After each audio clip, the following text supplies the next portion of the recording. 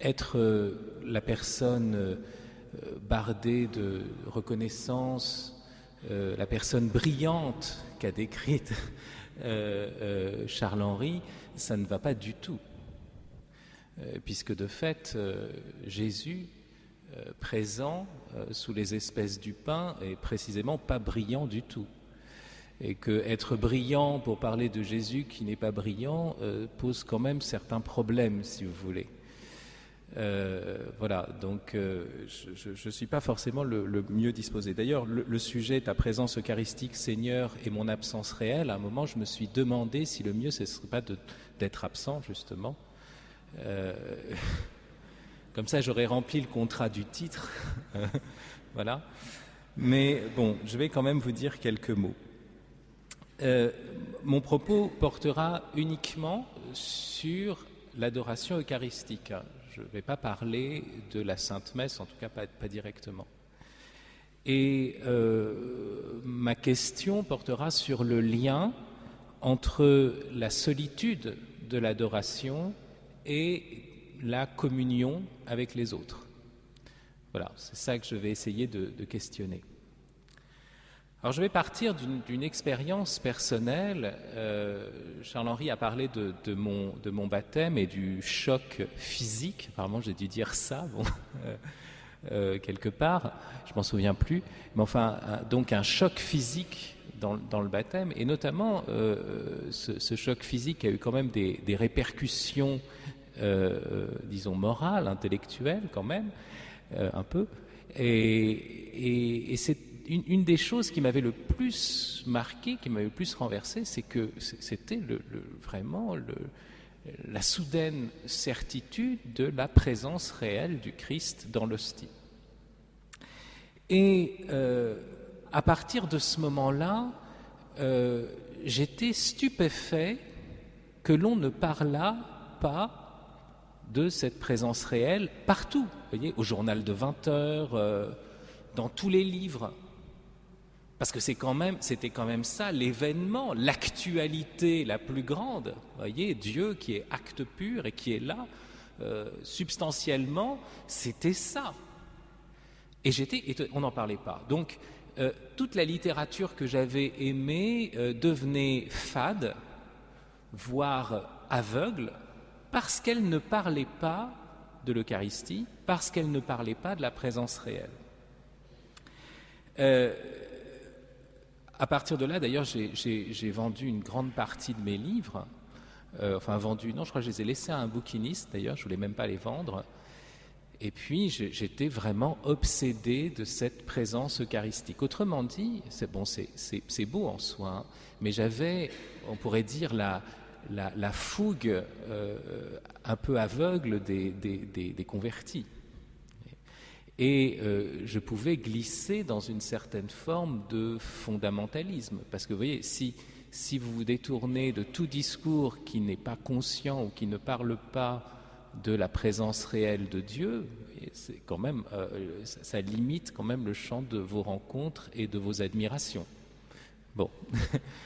Et donc j'allais vers cela et je me suis posé, aujourd'hui je me poserai la question un peu dans l'autre sens, comment est-ce que j'ai pu glisser, avoir un tel enthousiasme sans doute dans la foulée du baptême, mais en même temps une sorte d'enthousiasme exclusif. Jésus est là, peu importe Pierre ou Paul.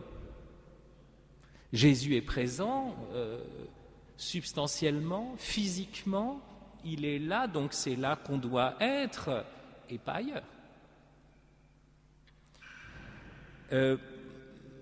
J'ai retrouvé un écho de cela dans les propos d'une amie qui a eu un moment évangélique, donc qui a été chez les protestants, et qui redécouvre l'Eucharistie et l'adoration eucharistique. Et donc elle est mariée et elle passe un temps avec Eucharistine justement, donc il y a adoration, il y a la présence réelle qui est là fréquemment. Et puis en partant, elle me dit maintenant il va falloir rentrer à la maison et il n'y a pas la présence du Seigneur chez nous. Vous voyez ? Alors je dis mais Bon, il y a ton mari quand même. Il y a... Et j'étais un peu dans cet état d'esprit-là. Alors, vous voyez, la question qui se pose, c'est pourquoi cette présence réelle ? Pourquoi Dieu se fait présent comme un objet parmi les objets, voilà, pain parmi le pain, mais sous cette apparence-là? Et est-ce que ça ne risque pas d'être exclusif? Est-ce qu'on ne risque pas d'être hypnotisé? Qu'en est-il finalement du rapport au prochain à partir de l'adoration eucharistique? C'est ça la question que je veux poser. Vous voyez, le problème qui se pose, il est là. Bon, il faut quand même reconnaître que la présence eucharistique n'est pas spécialement captivante. Vous en avez tous fait l'expérience. Et justement, Dieu merci, il y a devant cette présence nos absences. Il y a le fait que l'on peut s'assoupir. Il y a le fait que l'on pense souvent à 1000 autres choses. Et disons que, ce sera ma thèse en fait, que cette somnolence devant la présence eucharistique est essentielle. Et que c'est peut-être cela qui peut nous réveiller. Voilà. Bon, c'est condensé, alors après, il va falloir que je m'explique. Donc, vous voyez, il y a cette question-là, Dieu présent parmi nous. Pourquoi est-ce qu'il y a cette présence? Parce qu'on pourrait dire, on pourrait parler simplement de la présence de Dieu dans le prochain. Mais si, tout d'un coup, vous voyez, je suis face à l'hostie et qu'il y a quelqu'un d'autre à côté de moi, je vais me détourner de lui. Vous voyez ce problème qui se pose. Pourquoi ne pas se focaliser simplement sur le prochain?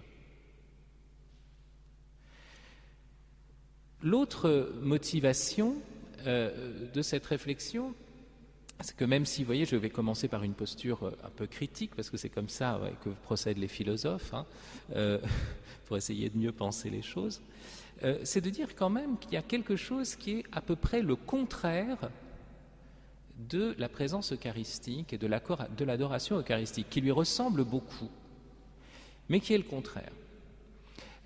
Il y a des gens qui passent beaucoup de temps immobiles, pas forcément à genoux, devant des sortes de lunules.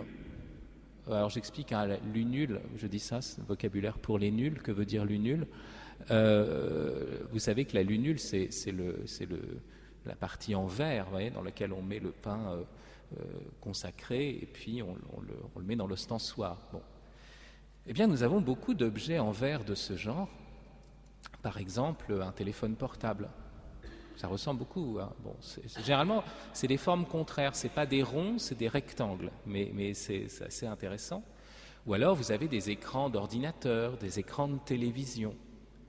Et on passe un temps d'immobilité, je dirais, adoratrice quasiment, en tout cas, devant ces choses qui est assez extraordinaire, qui devient de plus en plus disproportionnée. Donc, vous voyez, bon, je ne suis pas en train de dire, regardez, les chrétiens, les catholiques passent du temps devant cette lunule-là, mais les autres ont aussi leur lunule. Et les non-chrétiens vont aussi à se détourner des visages et de leurs prochains pour aller vers des écrans, ce qu'on appelle des écrans, qui portent bien leur nom d'ailleurs. Et ce qui est intéressant, c'est que c'est exactement le contraire. Parce que vous voyez, dans l'Eucharistie, il y a présence divine, réelle, mais des apparences quasi nulles. Alors qu'avec vos écrans de télévision, avec nos portables, vous avez des apparences chatoyantes, brillantes, captivantes, mais une présence nulle. C'est intéressant comment les rapports sont complètement opposés. Avec la télévision, il n'y a aucune réalité présente et pourtant c'est l'invasion, la fascination, on est captif. Vous voyez, entre cette présence discrète de l'Eucharistie et cette absence captivante des écrans, il y a peut-être un rapport. Cette présence absolu, de l'absolu, sans aucune image qui lui soit proportionnée, et de l'autre côté, une débauche d'image sans présence réelle. Ce rapport entre les deux, c'est pas moi qui le fais, c'est un auteur qui n'est d'ailleurs pas spécialement chrétien, en tout cas qui n'est pas connu pour une vie spécialement catholique. C'est un auteur français très connu qui s'appelle Philippe Solers. Alors excusez-moi parce que j'ai mis mes livres là, donc à un moment je vais disparaître, chercher le livre et puis revenir. Alors un instant. Philippe Solers, dans un livre qui s'intitule Guerre secrète, parle d'une proposition qu'il a faite à un réalisateur de télévision, sans doute France Télévisions. Voilà ce qu'il dit. J'ai proposé un jour à un responsable important de la télévision de filmer la messe catholique tout autour de la planète. En ce moment même, en effet, des messes ont lieu. Je me contenterai, lui disais-je, de l'élévation. J'opposerai au monoculaire noir de la caméra, et comme pour faire ressortir ce qui lui échappe à jamais, le rond blanc de l'hostie sujette à une dévotion particulière. Ce rond blanc est donc du pain devenu corps, grâce à cette scène avec un C qui s'oppose ainsi à toute scène SC. J'aurais donc pris 500 messes dans le monde entier, l'élévation vers le ciel d'un rond blanc indéfiniment opposable au rond noir de l'enregistrement. Pourtant forcé d'enregistrer le dit phénomène. Mon interlocuteur m'a bel et bien pris pour un fou. Vous voyez la profondeur de cette remarque, c'est-à-dire il oppose deux ronds, le rond noir de la caméra avec sa profondeur apparente. Et même c'est ce rond noir que les gens qui veulent être connus, qui veulent exister, convoitent. Il faut passer sous les caméras, devant ce rond noir.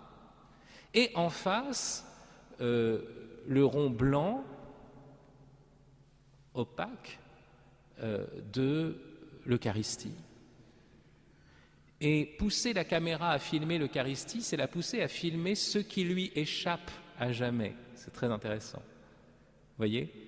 Et donc, cet auteur, Philippe Solers, a bien compris l'enjeu, parce qu'il retient l'élévation. Vous savez que l'adoration eucharistique est apparue d'abord par prolongement du moment de l'élévation. Alors, curieusement, c'est ça ce dont il parle.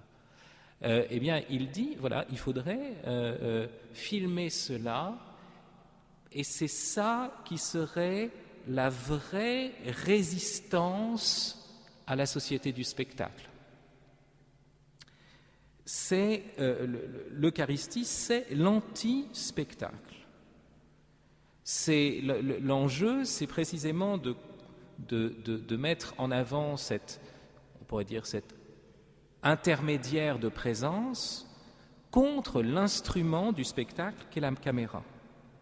C'est d'opposer à la télévision cette proximité aveugle de l'adoration. C'est vraiment manifester que le vrai foyer de résistance, le vrai principe révolutionnaire par rapport à la dérive, vous voyez, de la prolifération des images, de la virtualisation du monde, c'est ce recentrement aveugle devant la petite hostie. Vous voyez, dès lors, on se rend compte que l'adoration eucharistique, c'est pas une option, une petite dévotion des cathos. Il y aurait un enjeu pour le monde contemporain. L'adoration eucharistique, c'est la manière la plus forte de résister à la société du spectacle. Et c'est pas moi qui le dis, vous voyez, c'est Philippe Solers. Donc, vous voyez, je suis pas en train de prêcher. J'ai pris quelqu'un qui précisément ne prêche pas pour une chapelle. Alors, tout cela reste quand même un peu allusif. Et je vais revenir sur les problèmes qui se posent pour essayer, après, bien sûr, de les dénouer. Je vais mettre en avant 4 problèmes. Le premier problème, c'est celui que j'ai déjà mentionné rapidement au début, c'est-à-dire cette idée de présence réelle du Seigneur dans l'hostie, est-ce qu'elle ne serait pas comme déréalisante à l'égard des autres choses? Est-ce qu'il n'y aurait pas une concurrence dès lors? Comme je vous l'ai dit, quand le Seigneur est exposé au Saint-Sacrement, je me détourne de mon prochain, je change d'attitude. Pourquoi ne pas se contenter d'adorer le Seigneur sous les espèces, on pourrait dire, de mon prochain? Pourquoi est-ce qu'il y a cette focalisation sur cette focale blanche de l'Eucharistie? Est-ce qu'il n'y a pas une confiscation du regard qui pourrait regarder les autres choses? Et d'ailleurs, vous remarquerez que ce thème même de présence réelle risque de nous faire oublier la réalité de la présence de Dieu comme créateur, qui n'est pas moins réelle. Dieu, j'en parlerai plus loin, est présent à toute créature. Les poètes savent d'une certaine façon adorer sous les espèces d'un oiseau, d'une fleur, d'un moment de l'existence. Est-ce que se focaliser sur l'hostie, ça n'est pas oublier cette autre présence? Vous voyez, il y a un vrai problème. Et puis, il y a un autre problème, c'est qui est posé par les protestants. Le point de vue protestant n'est pas issu d'une sorte de mauvaise volonté à l'égard de la foi eucharistique. Et ce qu'on pourrait croire, certains catholiques pensent quand même c'est évident, vous voyez, il dit bien ceci est mon corps, pourquoi est-ce que vous avez une telle mauvaise volonté, en gros? Non, il y a une pertinence du point de vue protestant qui est lequel? Qui est de dire, attention, l'important de l'Eucharistie, c'est la communion. Ce n'est pas la présence réelle du Seigneur qui risque à un moment justement de nous arrêter à elle et de ne pas aller vers la communion. C'est pour ça qu'ils vont aller vers l'idée que ce n'est pas vraiment réel, que ça n'est qu'un signe, parce que pour eux, l'essentiel, c'est cette communion fraternelle accomplie par le Seigneur. Vous comprenez? Donc, le vrai problème pour eux, et c'est un vrai problème si vous voulez, c'est cette thèse d'une concurrence entre la présence réelle dans l'hostie, présence réelle du Seigneur dans l'hostie, et la présence non moins réelle, mais pas substantielle, si vous voulez, du Seigneur dans la création et spécialement dans mon prochain. Vous voyez, c'est ce rapport de concurrence qui leur pose problème, et on pourrait dire, ben voilà, on n'a pas besoin de ça parce que ça risque de nous détourner de notre prochain, ça risque de nous faire entrer dans des sortes de dévotion sacrale. Vous voyez, on va se prosterner devant des choses au lieu d'aimer des personnes. Voilà, c'est ça la grande thèse. Deuxième remarque, pourquoi y a-t-il un tel abîme entre l'être de Jésus et son apparence eucharistique? Je rappelle que Jésus aurait pu faire autre chose. Il est tout-puissant. Il aurait pu instituer, par exemple, je ne sais pas moi, une adoration à travers les chats. Je sais que ça marcherait pas mal, je crois, aujourd'hui. Vous voyez, il se fait chat. Voyez, où le chat est transsubstantié, il n'y a plus que les espèces du chat, mais en fait, la substance, c'est le Christ. Et alors, chacun viendrait le caresser, aurait des ronronnements. Et bon, peut-être que ce serait mieux adapté, je ne sais pas. En tout cas, on peut poser des questions de ce genre, parce que vous savez, c'est très intéressant. Plus vous posez des questions de ce genre, plus vous essayez de saisir pourquoi il fallait que ce soit du pain. Bon, c'est vrai que le chat est moins comestible, enfin moins directement comestible. Bon, à la limite, enfin certains mangent les chats, mais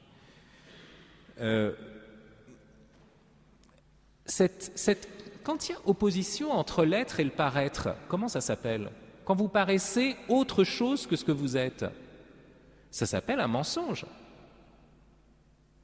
Quand vous paraissez sous d'autres apparences, si ce n'est pas du mensonge, au moins il y a ce qu'on pourrait appeler une hypocrisie. Vous savez que l'hypocrite, étymologiquement, chez les Grecs, c'est le comédien. Hein. Voilà, donc celui qui paraît pour autre chose, qui joue un rôle. Alors, est-ce qu'on ne pourrait pas parler d'une hypocrisie eucharistique? Et est-ce qu'il n'aurait pas mieux valu que Jésus apparaisse carrément parmi nous? Ça aurait été super efficace, imaginez. Jésus au milieu de nous, quoi. Bon, je ne sais pas si on le mettrait sous verre, le temps de l'adoration, enfin, il resterait qu'on pourrait imaginer quelque chose, Jésus qui apparaît au milieu de nous. Et en soi, ça n'est pas du tout impossible. On voit bien qu'on a lu récemment les évangiles de la résurrection. Pourquoi est-ce que le Christ n'a pas maintenu, on pourrait imaginer, hein, des apparitions épisodiques? Et pourquoi cette hypocrisie, d'une certaine façon? Voilà une question qu'on peut poser. Troisième remarque. Bon, si vous amenez un ami qui n'est pas croyant à l'adoration, vous dites, viens, voilà, je vais te présenter le Seigneur, eh bien, il va trouver notre ami un peu distant, un peu taciturne. Ce que je veux dire, c'est que vous remarquerez que bon, l'Eucharistie, c'est un peu en lien avec mon précédente remarque, est une présence muette. Présence muette de celui qui est censé quand même être la parole, le Verbe. Et on pourrait quand même se dire, bah, tiens, on aimerait bien l'entendre. Donc peut-être qu'il n'apparaît pas, mais au moins qu'on ait le son, vous voyez ? Certains pourraient dire, ben on monte le... Parce que ici se joue, si vous voulez, et ça c'est une remarque aussi que pourraient faire certains protestants, moi j'aime bien entrer dans les arguments des autres, hein, donc une remarque pourrait faire un protestant qui dit, mais attention, la parole de Dieu, c'est ça qui est important, et là vous privilégiez une présence muette sans parole. Et dites-vous bien que, d'ailleurs, ça a pu être un peu la tendance de certains catholiques. Vous savez, après le Concile de Trente, la tendance a pu être de dire, bon, aux protestants, bon, vous voulez la Bible, on vous la laisse, nous, on a la présence réelle. Et on aboutissait à une sorte de dislocation entre la fréquentation des Écritures et la fréquentation du Seigneur au Saint-Sacrement. Vous voyez ? Cette dislocation pose un problème. Et cette dislocation... pose surtout le risque d'une projection, parce que vous voyez, face à cette présence muette et blanche, je peux la prendre comme un écran sur lequel je vais projeter n'importe quoi, ce qui d'ailleurs arrive souvent. Je risque même de faire de la ventriloquie, c'est-à-dire que je fais faire parler cette présence muette. Je ne vais pas lire les Écritures, mais je vais, voilà, on est souvent ventriloque, hein. Et c'est une ventriloquie en plus anorexique.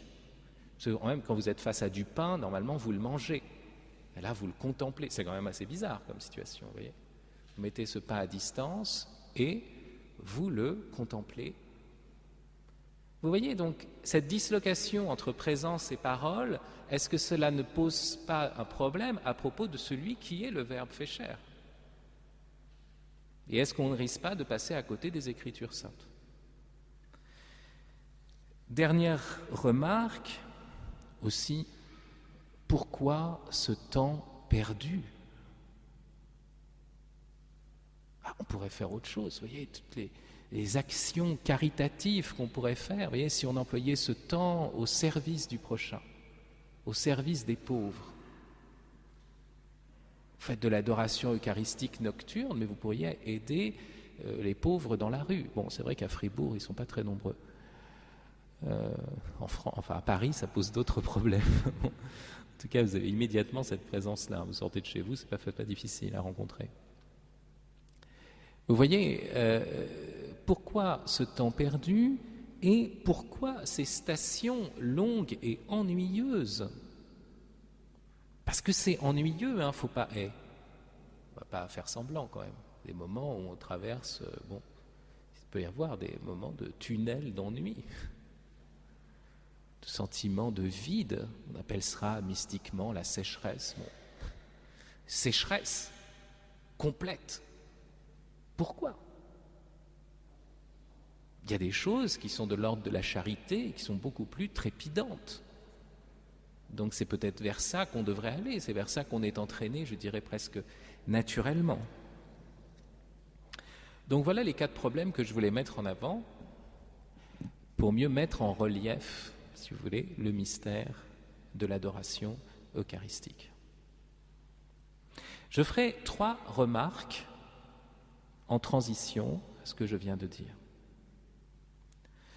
La première remarque, c'est une remarque qui me vient de mon père spirituel, le frère Michel Cagin, qui d'ailleurs est ici, je crois,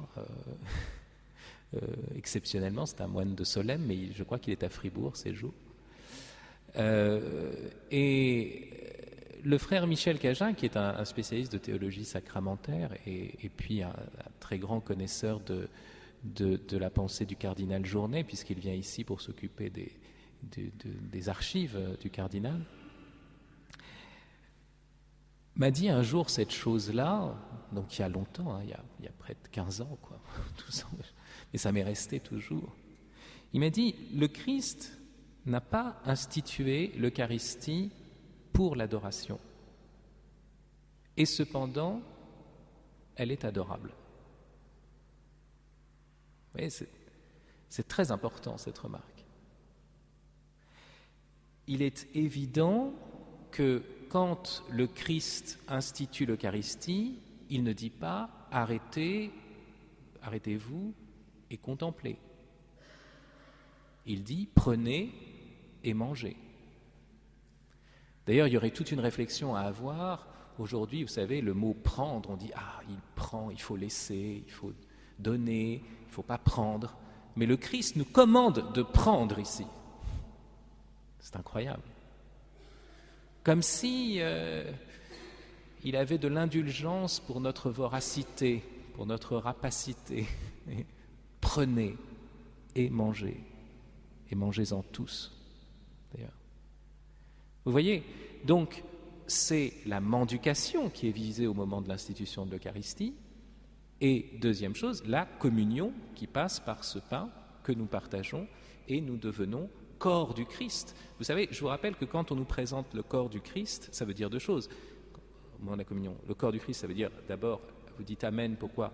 D'une part parce que vous reconnaissez, vous attestez de votre foi en la présence réelle, sinon vous mangez votre condamnation.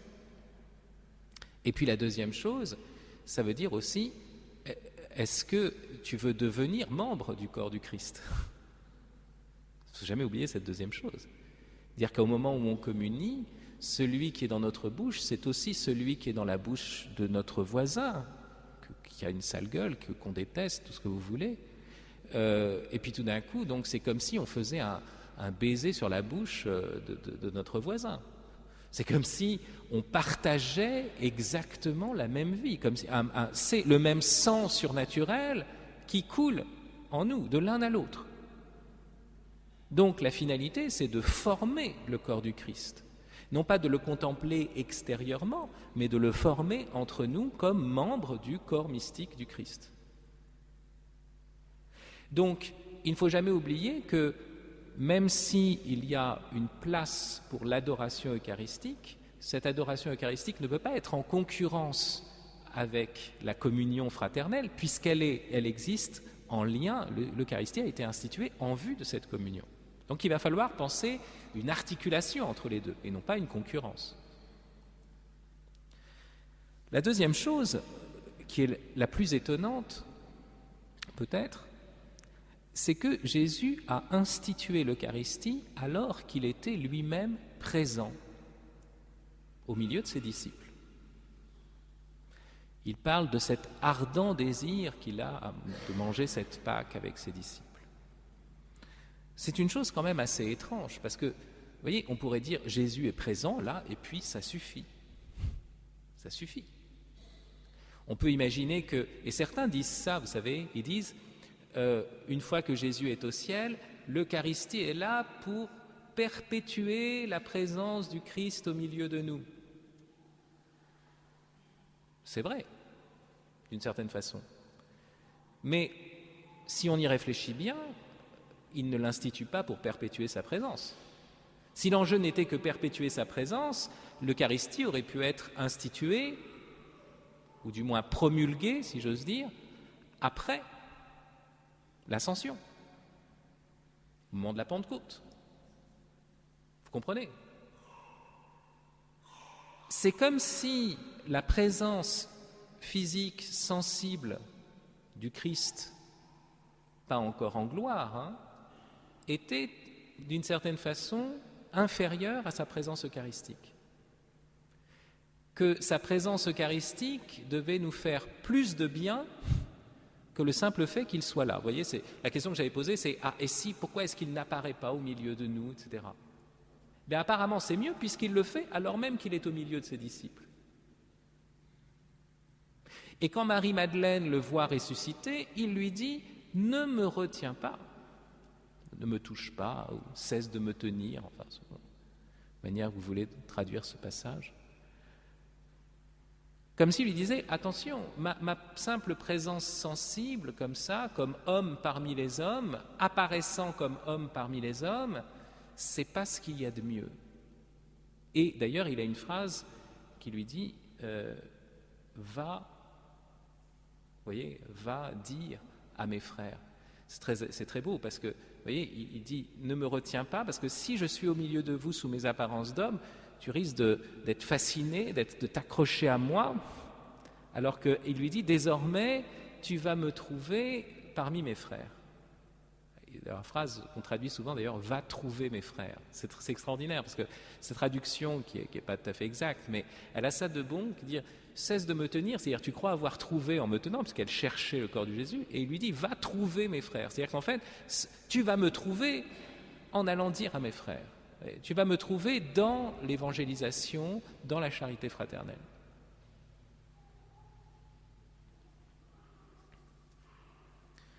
C'est la même chose, si vous voulez, dans l'histoire des pèlerins d'Emmaüs, parce que Jésus est au milieu d'eux, mais ils ne le reconnaissent pas. Donc vous voyez, il y a un problème toujours avec cette apparence. D'ailleurs, même Marie-Madeleine, au départ, elle ne le reconnaît pas. Donc vous voyez, il y a déjà un premier écart entre l'être et le paraître ici.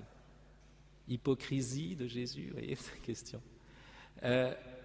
Pourquoi ? Pour les faire entrer dans un autre type de présence plus intime et plus universelle.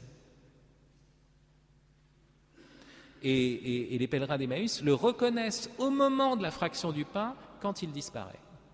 Et au même moment. C'est une chose étonnante, comme si c'était la chose la plus profonde, comme si sa présence cachée, eucharistique, était plus précieuse pour le pèlerin que sa présence visible. Comme si c'était ça l'enseignement que voulait leur laisser Jésus.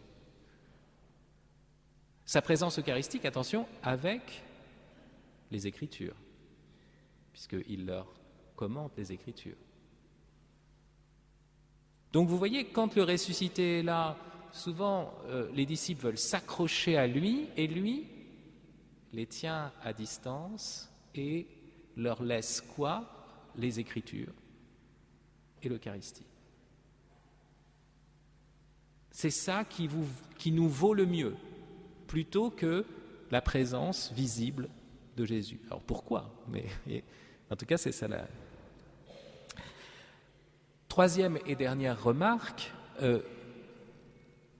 transitoire, de transition. Je me suis posé la question de savoir si à un moment, dans l'Écriture, il était parlé de regarder le pain. Parce que c'est une activité quand même assez étrange. Le Christ parle de manger sa chair, il parle de prendre et de manger ceci qui est devenu son corps, mais est-ce qu'à un moment on nous parle de contempler le pain ? On nous parle de contempler celui que nous avons transpercé, bien sûr, mais vraiment, j'ai cherché vraiment un aliment, quoi, parce que c'est une démarche assez curieuse. Et j'ai trouvé dans les Proverbes de Salomon, au chapitre 23:1, une phrase qui ne se trouve pas dans les Proverbes de Salomon au chapitre 23:1. Je vous dis ça parce que, en fait, ça se trouve dans une certaine traduction, qui est sans doute celle de Saint Jérôme, mais qui n'est plus dans la traduction directement de l'hébreu. En réalité, j'ai trouvé cette citation chez saint Augustin, dans son commentaire de l'évangile de Jean au traité 84. Je vais vous lire ce passage. C'est un passage très, très étonnant. On lit dans les proverbes de Salomon: « Si tu t'assieds à la table d'un grand, regarde bien les mets qui te sont servis. » C'est beau cette phrase. Si tu t'assieds à la table d'un grand, regarde bien les mets qui te sont servis et prépare-toi à l'action, car tu sais que tu dois lui en offrir autant. Vous voyez, adoration eucharistique, regardez le mets qui est servi à la table du plus grand. Et puis, préparation à l'action, c'est-à-dire que ça n'est pas une hypnose, c'est quelque chose qui nous prépare à une action, et à une action qui est laquelle? C'est de devenir nous-mêmes hosties vivantes. Voyez, car tu sais que tu dois lui en offrir autant, dit le proverbe de Salomon dans la traduction contemporaine d'Augustin. Et voilà le commentaire d'Augustin. Quelle est cette table d'un grand, sinon celle où l'on consomme le corps et le sang de celui qui a donné sa vie pour nous?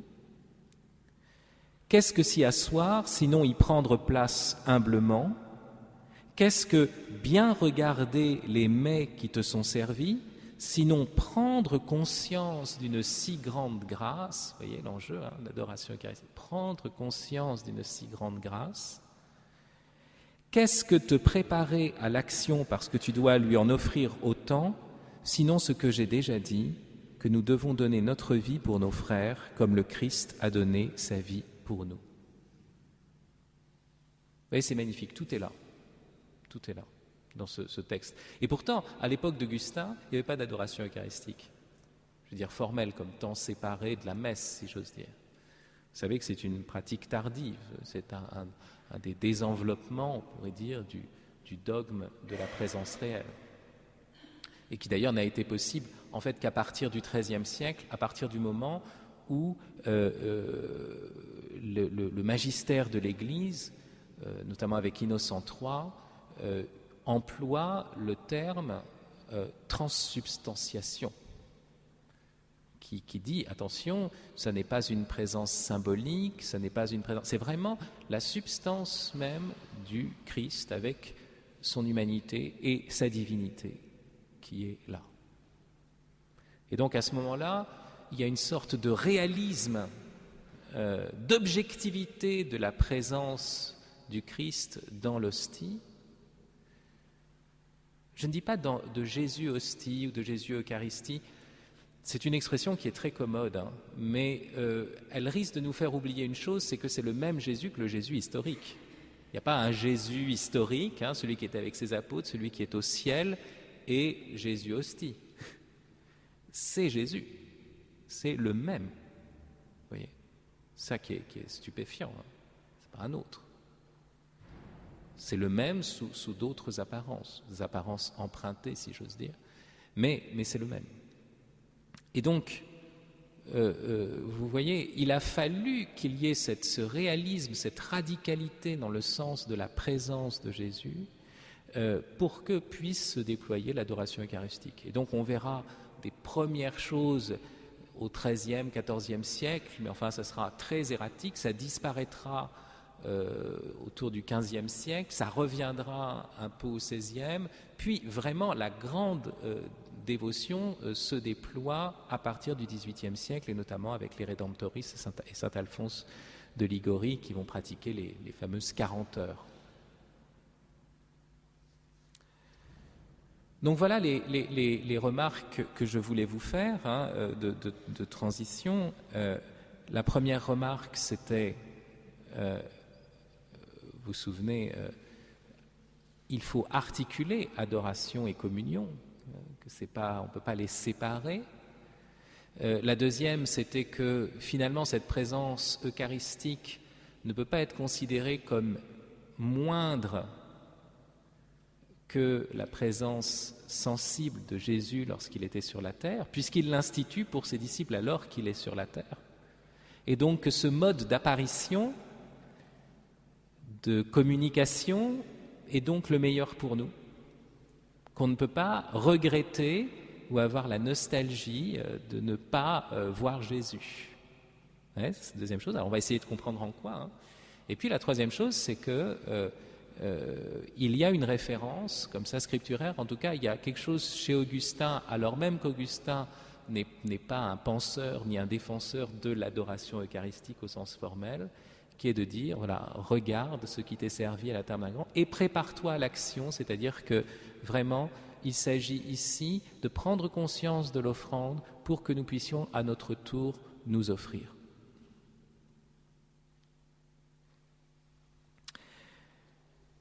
J'en arrive à partir de ces transitions à ce qui sera, une réponse. Une réponse générale, et bien sûr, ici, je vais faire mon office de philosophe, je l'ai déjà fait un peu avant, mais je vais quand même essayer de réfléchir sur cette notion de présence, déjà. Parce que ce n'est pas une notion si évidente que cela. Il faut que nous nous rendions présents à la présence, ou en tout cas à ce que ce mot veut dire. Et croire que c'est tout de suite évident, ce serait justement ne pas y être vraiment présent. Je vous rappelle que ce mot présence vient d'un verbe latin qui est le verbe praesse. Ça veut dire littéralement être en avant. C'est un terme qui signifie la position de celui qui préside, de celui qui prédomine. Et donc, on pourrait dire, tiens, c'est bizarre, parce que dans l'hostie, cet être en avant du Christ, cette présence, est quand même en retrait.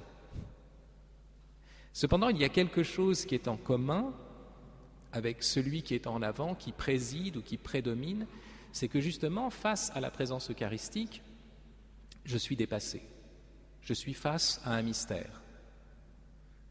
Dire que présence, c'est le fait d'un être qui est en avant, mais pas en avant simplement comme dans un étalage, vous voyez, mais en avant, ici, ça veut dire prédominant, ça veut dire aussi, d'une certaine façon, qui me dépasse. Celui qui est en avant de moi, c'est celui qui me dépasse. Celui que je ne vois que de dos. Donc, c'est dire aussi un mystère. Curieusement, la présence de quelqu'un, c'est le voir de dos. Ou plutôt, c'est lorsque sa face me dépasse. Vous comprenez ? Dès lors que qui dit présence dit toujours mystère, dit toujours quelque chose qui va au-delà de la simple compréhension ou de la simple évidence. Et donner quelque chose qui m'échappe. Et alors quand vous regardez le mot grec qui est parousia, qui donne parousie, présence, c'est ça. Et là, c'est un autre sens, c'est pas être en avant, le verbe qui est derrière. Pareinai, c'est être auprès d'eux. Ici, c'est pas l'avance, c'est la proximité qui est mise en avant.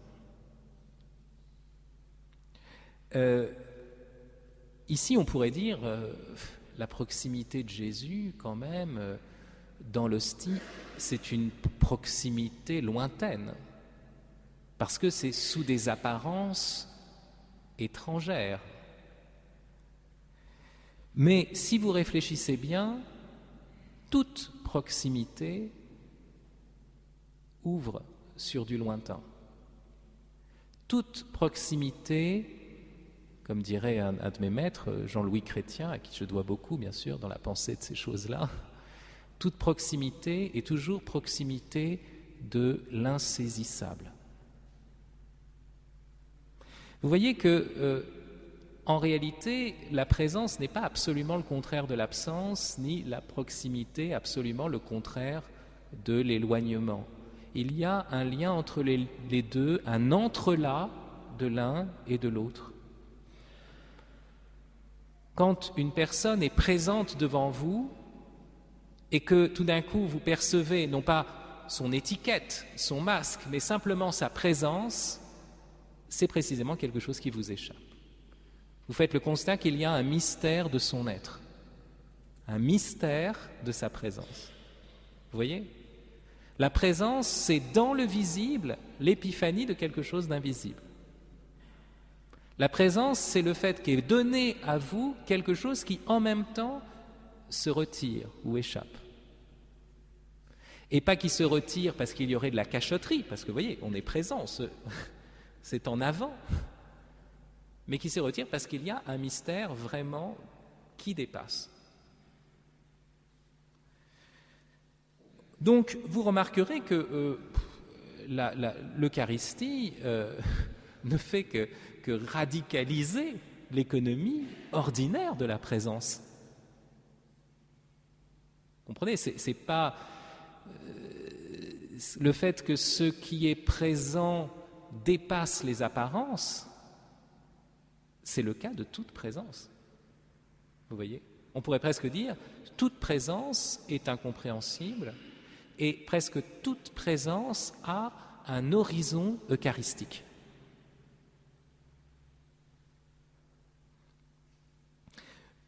Pour vous expliquer cela un petit peu plus, je voudrais juste vous montrer le lien entre présence et absence, par des petits exemples.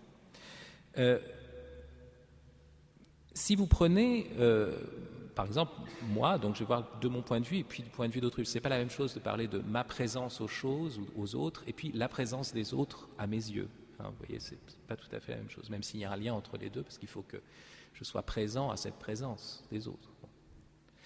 Mais vous remarquerez que à quoi est-on présent ? Je peux penser la présence comme être dans un lieu. Je suis là, donc je suis présent. Mais je peux être là sans y être. D'ailleurs, vous avez une expression qui est très étrange en français, lorsque vous dites « j'ai fait acte de présence ». Ou vous dites à peu près le contraire de ce que vous prétendez, puisque faire acte de présence, ça veut dire « j'y ai été parce que c'était mon devoir, mais en fait mes pensées étaient ailleurs ». C'est très étonnant comme phrase, faire acte de présence. Donc, à quoi sommes-nous présents ? Si dans l'assistance, il y a certaines personnes qui commencent à être ennuyées de mon discours, ce qui me rendrait d'ailleurs à peu près eucharistique, et je parlais de l'ennui nécessaire, mais enfin bon, devant l'hostie, je lui ressemblerai un peu au moins. Si quelqu'un est ennuyé, et puis tout d'un coup, sa pensée s'évade, par exemple, et voilà qu'il est venu seul alors qu'il a une fiancée, alors il pense à sa fiancée. À qui est-il présent ? Bien sûr, son corps est présent dans l'espace de l'église des Cordeliers, mais en réalité, il est plutôt présent à sa fiancée. Et vous voyez que dans ce cas-là est avérée cette parole qu'on trouve dans l'Évangile, que nous sommes là où se trouve notre cœur. Donc vous comprenez que ce qui fonde la présence à quelque chose, ce n'est pas un simple événement physique, mais une attention, une étude, un amour. C'est à ce moment-là qu'on est présent. On est présent par notre amour.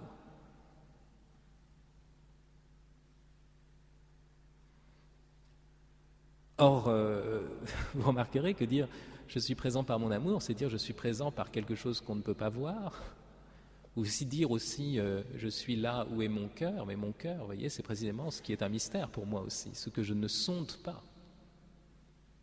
Donc ma propre présence, d'une certaine façon, n'est pas simplement liée à mon être physique, mais contient en elle-même, même pour moi-même, quelque chose de mystérieux et qui m'échappe. Qui échappe d'une certaine façon à mon corps et qui échappe même à ma conscience. La deuxième chose, c'est par rapport à la présence des autres. Vous êtes là,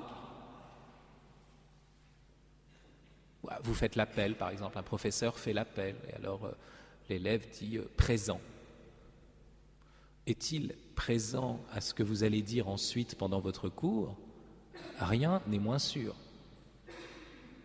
Vous voyez, parce que donc il est là, il est physiquement dans la classe, mais il n'est pas sûr que lui soit attentif. Mais il y a autre chose qui n'est pas simplement sa présence à lui, qui est aussi mon rapport à sa présence. Moins je connais les gens, mieux je les comprends.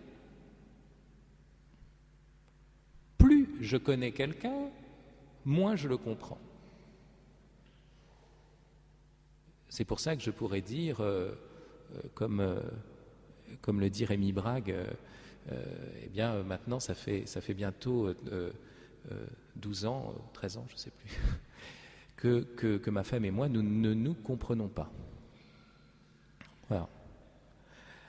De fait, vous voyez, quand vous êtes vraiment attentif, présent à la présence d'autrui, vous voyez un abîme, vous voyez quelque chose qui est d'une profondeur, que ce soit dans son regard, dans son visage, comme dirait Emmanuel Lévinas, voyez, dans sa parole. Sa présence est toujours aussi, voyez, manifestation de quelque chose qui m'échappe, qui est incompréhensible.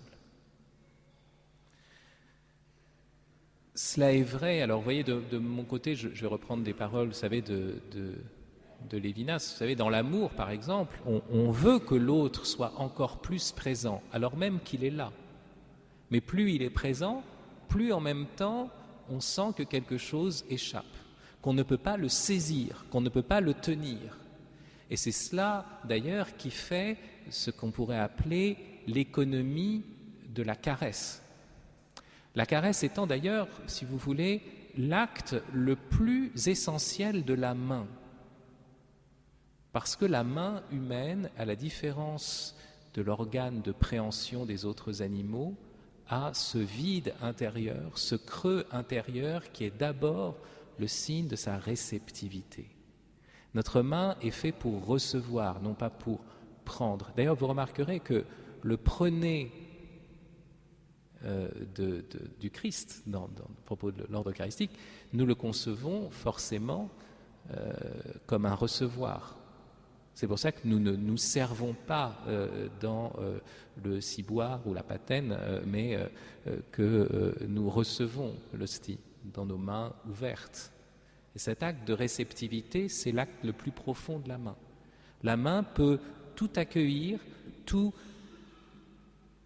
envelopper sans le déformer, en épousant la forme de l'autre, en accueillant sa forme, et non pas en le ramenant simplement à notre utilité. Et alors la caresse, c'est vraiment l'événement le plus insigne de la main. Parce que dans l'ordre de la caresse, on essaye d'approcher, vous voyez, on est dans la proximité, on est même d'ailleurs dans le contact. Mais alors même qu'on est dans le contact, on perçoit l'abîme, que l'autre n'est pas encore saisi, que l'autre n'est pas encore tenu. C'est pour ça qu'un phénoménologue disait que la caresse est une approche infinie. Vous voyez ? On ne cesse d'approcher. Et plus on est proche, plus on perçoit le lointain, plus on perçoit le mystère. Vous voyez, c'est ça la présence de l'autre.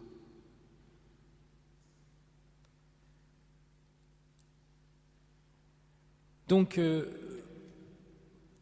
il y a toujours dans la présence, plus un être est présent, plus il nous est présent et plus il est mystérieux, plus il est caché. Mais plus il manifeste son secret, si vous voulez. Mais ce n'est pas un cachet parce qu'il se dérobe, parce qu'il nous ment. Ce n'est pas parce qu'autrui nous cache quelque chose qu'il y a mystère. Ce n'est pas parce qu'il nous cache quelque chose, mais c'est simplement parce qu'il est quelqu'un. Quelqu'un d'autre. Ce n'est pas un quelque chose de dérobé, c'est que c'est quelqu'un en qui toute chose, même les mêmes choses que celles que je connais, vont résonner autrement. Autrement. On peut tout se dire, on peut contempler exactement les mêmes choses, mais cela est à chaque fois assumé par chacun de nous personnellement, singulièrement. Je dirais même, une fois qu'on a tout communiqué, reste le fait que nous-mêmes, notre personne, reste incommunicable. Regardez dans la Trinité, hein, il y a une communication complète de la nature. Le Père donne sa nature à son Fils, la nature divine, et Dieu. Il est Dieu, il lui donne tout, mais en même temps, il ne lui donne pas d'être le Père. Vous voyez, c'est pas parce qu'on cache des choses que l'autre est mystérieux. L'autre est mystérieux parce qu'il est une autre personne, c'est tout. Et alors même que tout serait en commun, le mystère de l'altérité se maintiendrait. Le fait qu'il y a mystère, c'est pas parce que l'autre, il y a une connaissance que je n'aurais pas encore, ou un pouvoir que je n'aurais pas encore. C'est pas de l'ordre du savoir ou du pouvoir. Car quand même je saurais tout d'une certaine façon de l'autre, je ne serais pas l'autre. Je saurais tout de quelque chose, mais je ne serais pas quelqu'un d'autre, je ne serais pas lui. Donc la présence d'autrui dans lequel le même monde va se réfracter complètement différemment qu'en moi, eh bien la présence d'autrui est toujours la présence d'une altérité radicale, de quelque chose qui reste caché, mystérieux, caché non par privation, mais par surabondance. Donc vous voyez que la présence n'est pas la transparence, la présence n'est pas la compréhension, la présence est toujours de l'ordre de la proximité du mystère. Ce qui approche la présence dans la parole, le mystère de la présence, c'est peut-être moins la science, sauf les très hautes sciences, qui serait la science métaphysique, on pourrait dire, mais c'est peut-être moins la science que la poésie. Dans la poésie, on ne cherche pas à savoir qu'est-ce que c'est et à le définir, mais on est stupéfait du fait que ceci est. On ne s'intéresse pas au qu'est-ce que c'est de quelque chose, vous voyez, ou de quelqu'un, mais au fait qu'il est et que c'est lui de manière incomparable, que c'est un événement insubstituable. Et qu'en lui, d'une certaine façon, se résume singulièrement l'univers tout entier. Or, vous voyez déjà, je vais devoir m'arrêter, c'est la fin de ma première partie. Vous voyez déjà que dès lors, la présence eucharistique n'est pas quelque chose de complètement en dehors de ce qu'est la présence. Au contraire, la présence eucharistique nous initie à ce qu'est vraiment une présence. Parce que la présence même d'autrui, de notre prochain, c'est toujours la présence d'un mystère. Et déjà, je peux le dire comme une première conclusion provisoire, faire halte devant la présence eucharistique, c'est justement ce qui nous prépare, voyez, à nous mettre en face de notre prochain en reconnaissant son altérité, son mystère, en ne faisant pas simplement le client d'une doctrine, si belle soit-elle, voyez, d'une marchandise, si belle soit-elle, le baptême, je ne sais quoi, l'Eucharistie même, mais d'abord de se tourner vers lui comme celui qui est un autre, qui a sa personnalité propre, et même si son apparence est minable ou antipathique, avoir la foi qu'il y a une réalité derrière, adorable. Ce que j'ai essayé de dire tout à l'heure, c'était que la présence eucharistique donc n'était pas une présence qui était à côté, en dehors des autres présences, mais qu'au contraire, elle nous révélait profondément, éminemment et surnaturellement, je dirais, ce qu'est finalement l'économie ordinaire de la présence. C'était ça l'enjeu. Et donc vous voyez que on pourrait même s'interroger pour se demander si finalement quel a été l'impact de la doctrine eucharistique, du dogme de la présence réelle, et puis surtout de la pratique, on pourrait dire, eucharistique, sur la pensée, sur les arts, sur les sciences, sur la poésie, et puis dans le domaine, je dirais, moral surtout, dans le sens de la présence. Parce que finalement, c'est, on pourrait dire, dans le christianisme que la notion de présence a trouvé, on pourrait dire, sa profondeur radicale. Si vous réfléchissez bien, quelle est la présence des êtres et des choses, je ne sais pas, moi par exemple, dans l'hindouisme ou dans le bouddhisme, vous voyez, elle est très problématique. Est-ce que c'est une illusion, une apparence? Il n'y a rien derrière les apparences. Vous voyez? Là, on dit qu'on reconnaît qu'il y a des apparences, mais on reconnaît que ces apparences portent aussi, derrière elles, une substance mystérieuse et une présence qui se déclare dans les apparences comme ce qui les déborde d'une certaine façon. Alors, je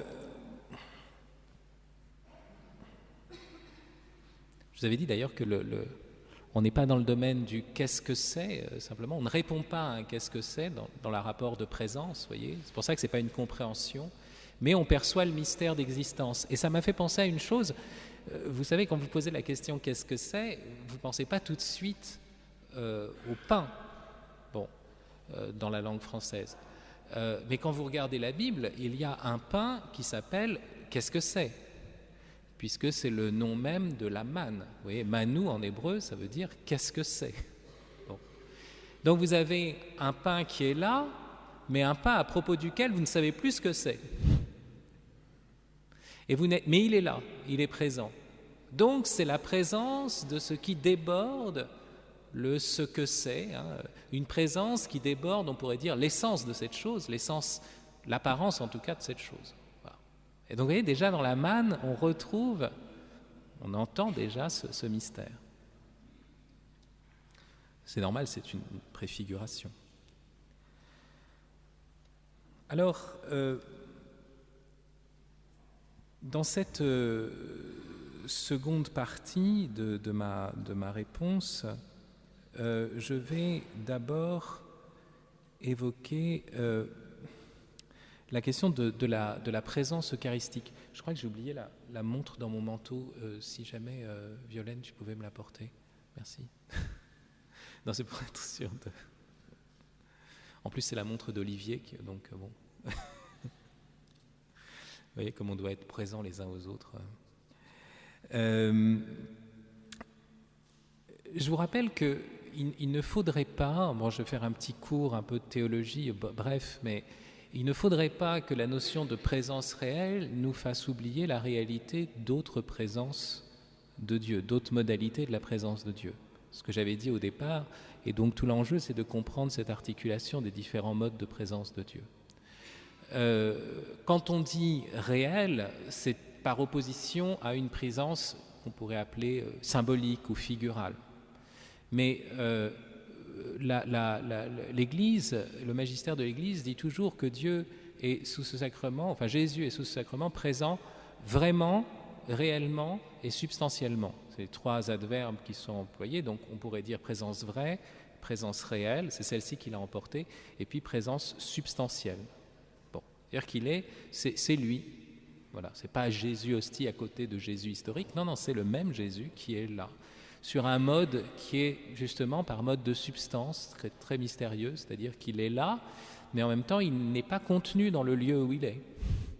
Puisque ses propres dimensions, vous voyez, c'est pas tout d'un coup un tout petit Jésus qui aurait la taille, vous voyez, même j'imaginais d'un fragment d'hostie. Non, il est là pas par mode de...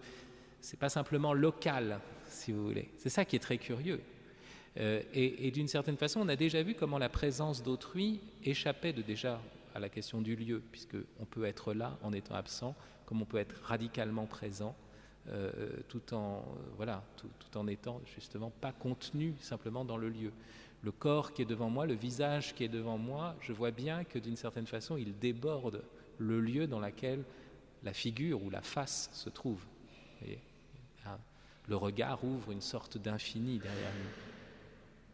Mais je vous dis cela parce qu'il ne faudrait pas croire que les autres modalités de présence de Dieu soient irréelles. Elles sont aussi réelles. Elles ne sont pas substantielles, mais elles sont réelles. Et la première présence, c'est la présence qu'on appelle présence d'immensité. Elle n'était pas dans le... J'espère qu'on n'a pas volé ta montre. Ah non, mais non, ça va, je l'ai retrouvée. J'ai mal cherché. Hein. Bon, c'est bien, maintenant j'ai 2 montres. C'est très important la montre, même dans l'adoration eucharistique, c'est important. Parce qu'il faut se dire, voilà, on adore 1 heure, 2 heures, 3 heures. Parce que si vous commencez à le faire au feeling, c'est... Bon. Donc voilà.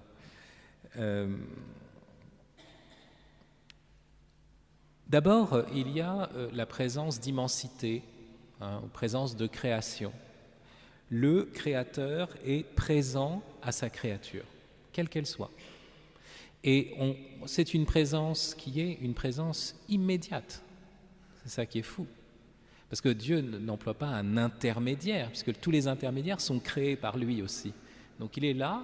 Imaginez un sculpteur qui ne sculpterait pas simplement une forme dans une matière, mais qui créerait lui-même aussi la matière, au moment, qui serait celui qui produit même la forme du bois, le matériau du bois dans lequel est cette forme, par exemple, cette statue. Forcément, si c'est lui qui soutient l'existence même de ce bois, à ce moment-là, on pourrait dire que la main de ce sculpteur est intérieure à la chose. Vous voyez, il suffirait que cette main se retire pour que la chose retourne complètement au néant.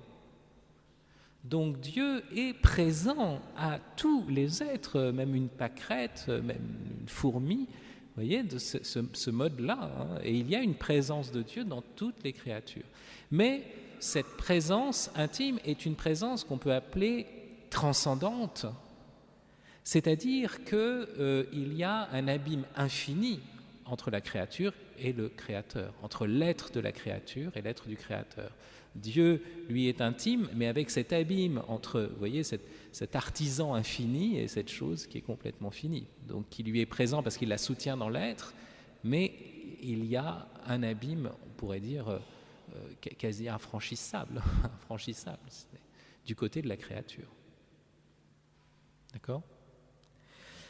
Ensuite, Dieu crée des êtres qui vont participer plus ou moins à ses perfections, mais Dieu reste absolument transcendant. Et voilà que Dieu va se donner, donc sur un mode qui est surnaturel, va donner, communiquer sa propre vie à certaines créatures capables de supporter cette vie divine. Et donc il faut qu'ils aient une intelligence, disons, un cœur, pour ainsi dire. Et donc c'est ce qu'on appellera la présence de grâce. Vous voyez, Dieu nous communique sa vie par la grâce, et puis plus spécialement donc par la grâce sacramentelle, la grâce baptismale. Et cette grâce-là, c'est, comme je vous l'avais dit, vous savez, la circulation de la vie divine en nous, et une circulation qui passe de l'un à l'autre de telle sorte que nous formons le corps mystique du Christ. Nous sommes membres du corps mystique du Christ. Et donc vous voyez, là ce n'est pas une présence simplement comme transcendante. D'une certaine façon, les créatures sont en Dieu, mais avec la grâce, c'est presque plus Dieu qui est en nous. On pourrait presque le dire comme ça. Vous savez, on a forcément des formulations qui sont défaillantes pour dire ces choses très mystérieuses. Où c'est carrément Dieu qui entre dans notre vie, mais de manière divine. Donc ce n'est pas l'écart entre le Créateur et la créature, c'est que la vie de Créateur rentre en nous. La vie même du Créateur. Et dès lors, par exemple, la charité, c'est adopter sur les créatures, non pas mon point de vue de créature simplement, mais un point de vue de Créateur et même de Rédempteur. J'ai devant moi Sophie, et je peux regarder Sophie comme un autre homme, enfin en l'occurrence une femme, une jeune femme. Bon, mais quand je vais adopter le point de vue du Créateur, que me donne la foi, justement, que me donne la grâce, c'est que je vais la regarder comme un Dieu à venir, comme celle qui est appelée à devenir Dieu par participation, comme celle que je suis appelé à contempler éternellement. Et vous voyez, c'est tout autre chose. C'est pas tout d'un coup la rencontre fugitive de cette vie dont je sais que je la verrai plus, que je mourrai, qu'elle continuera sa vie à d'autres endroits. Mais là, je sais qu'à cet instant-là, nous sommes appelés à nous revoir. Du reste, la langue la plus commune ne cesse de le dire, puisqu'en français, en tout cas, et dans beaucoup d'autres langues, quand on se quitte, on se dit au revoir, vous voyez, avec une sorte de foi intrinsèque, alors même qu'on se verrait jamais plus. Et puis quand on se dit adieu, c'est encore plus net. Donc vous voyez, il y a cet horizon-là d'éternité, de présence. Et dès lors, vous voyez le regard que je vais porter sur elle du fait de cette présence de grâce qui est en moi, mais qui est aussi en elle, au moins potentiellement, puisque Dieu veut que tous les hommes soient sauvés et participent à sa gloire. Enfin, il y a la présence eucharistique. On pourrait dire que la présence de grâce est une présence qui est vitale, une présence qui est subjective, une présence qui est intérieure, alors que la présence eucharistique est une présence objective, c'est-à-dire que Jésus est présent, substantiellement, donc ce n'est pas sa vie dans ma personne, c'est sa personne même qui est là, et c'est à l'extérieur de moi. C'est extérieur. C'est cette extériorité qui est assez étrange. Parce qu'à ce moment-là, Dieu se fait un objet parmi d'autres.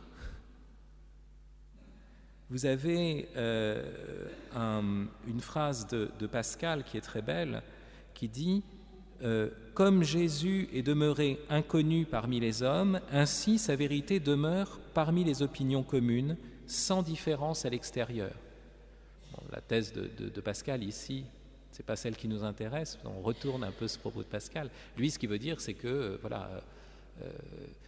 il est certain que la doctrine de Jésus, la doctrine chrétienne, est supérieure à toutes les autres doctrines, ce que veut dire Pascal, mais en même temps, on ne s'en aperçoit pas.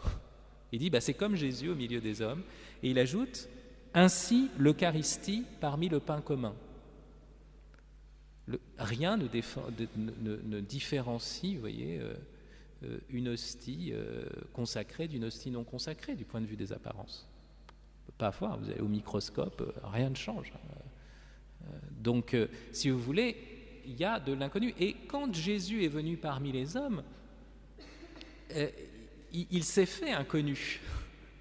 C'est ça le grand mystère de la révélation, si j'ose dire.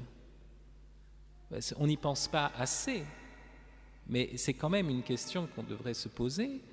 Comment se fait-il que l'incarnation, qui est révélation de Dieu, est aussi incognito de Dieu? Parce que Dieu se révèle, mais dans un homme, comme homme, à travers l'humanité de Jésus. Et donc, il y a toujours la possibilité du malentendu, puisqu'on va dire, c'est un homme, ou c'est un ange, ou c'est une créature en tout cas, si vous voulez. Bon, c'est Dieu.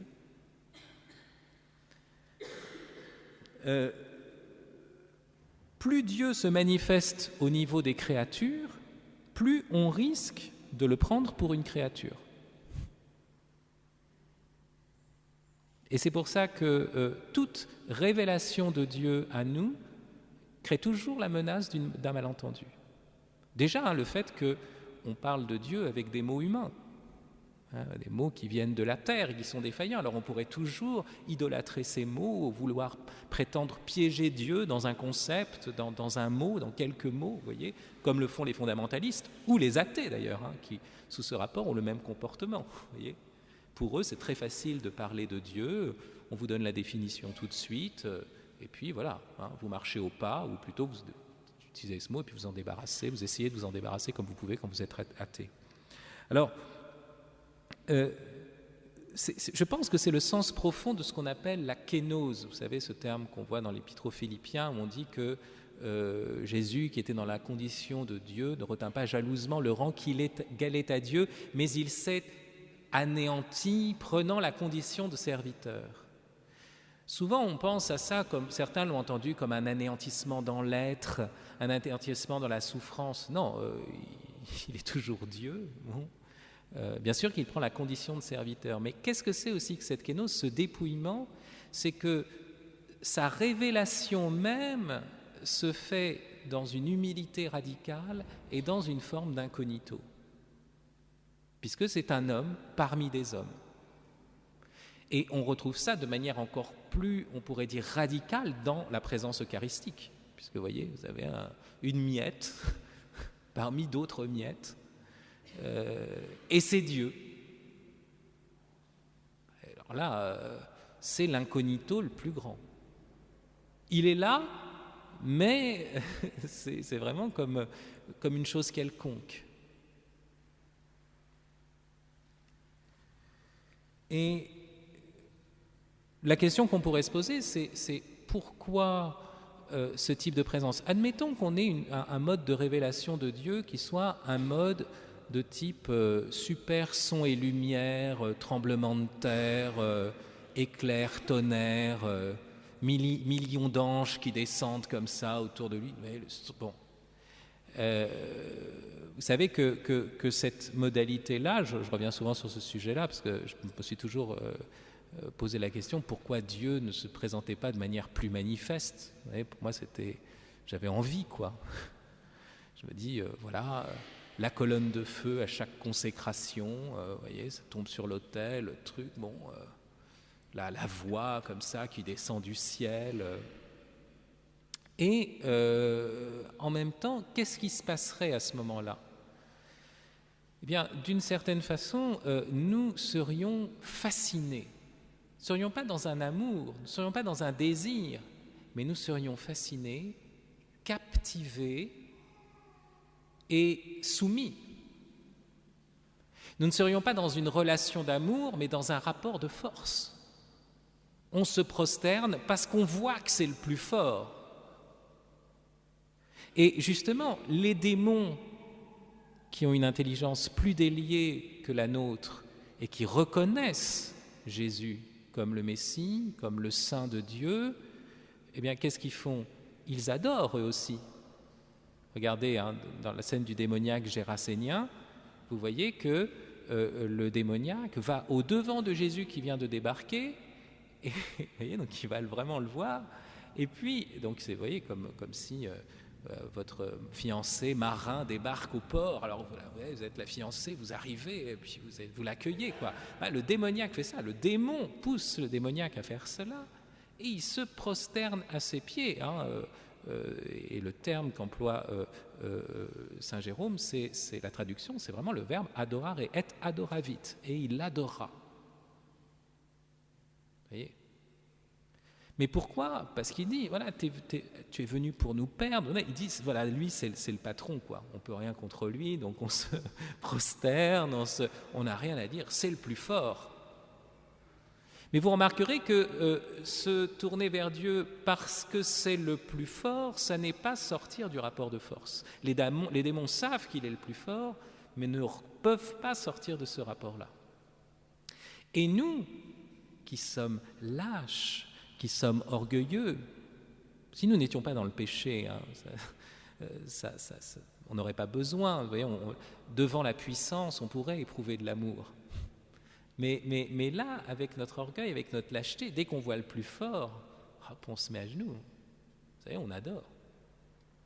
Mais pourquoi? Pour obtenir ses faveurs. Comme disait Gustave Thibon, qui réclame ses faveurs n'obtient jamais ses grâces. Ses grâces. Donc, vous voyez que déjà de se faire homme, c'est une humilité, et de se faire cet homme qui va être cet homme souffrant, un parmi d'autres, mais celui qui va être même un parmi les malfaiteurs, un parmi les condamnés à mort, un parmi les blasphémateurs, un parmi les rejetés, eh bien, c'est celui-là qui est Dieu. Et dès lors, vous voyez, la logique du rapport de force est abolie. Il nous laisse un espace pour venir à lui parce qu'il est venu à nous dans cet incognito, mais vraiment dans la misère, en nous rejoignant dans notre misère. Donc, Jésus a systématiquement refusé la présence fascinante, qui est en fait une perte de la présence, qui est en réalité l'apparence fascinante, qui est une sortie de la présence. Parce que, comme je vous disais, la présence, elle est toujours discrète, parce que c'est à travers une apparence qu'on voit quelque chose qui est au-delà des apparences. Quand un être est présent, on perçoit son mystère. Là, il n'a pas voulu l'apparence écrasante, il a refusé cela, cette apparence captivante, obscène, écrasante, pour que nous sortions du rapport de force. Et donc vous comprenez qu'il y a dans la présence eucharistique cette discrétion qui est comme une radicalisation de la présence déjà hypostatique, enfin de la présence de la divinité à l'humanité du Christ. Et donc, l'enjeu pour nous, c'est vraiment d'entrer dans une contemplation, de ménager l'espace d'un désir, de venir par amour et non pas par force ou par fascination.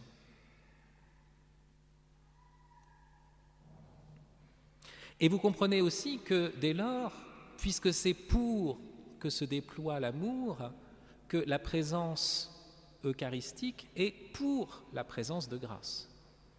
Si vous voulez, la communion réelle est malgré tout ordonnée à la communion spirituelle.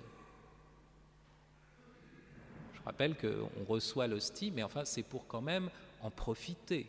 C'est une nourriture. Et donc on doit grandir en grâce. On doit devenir d'autres Christ.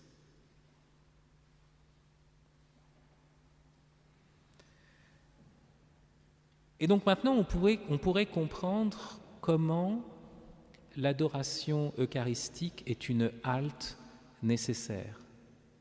Non pas ce qui nous détourne de la présence de grâce, non pas ce qui nous détourne de la présence d'immensité, mais ce qui vient convertir notre regard pour que nous prenions conscience justement de la présence de Dieu en nous et dans les créatures.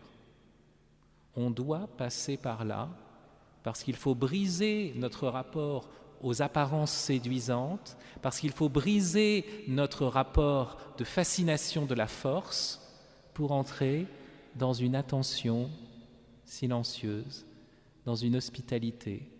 Voyez, hospitalité à ce qui est petit. Le Christ ne dit pas au moment du jugement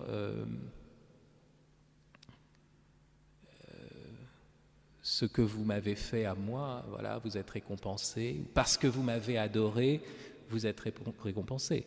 Il dit ce que vous avez fait au plus petit de mes frères, c'est à moi que vous l'avez fait. Voyez, la petitesse de l'hostie nous prépare, voyez, au sens de Jésus présent dans les petits.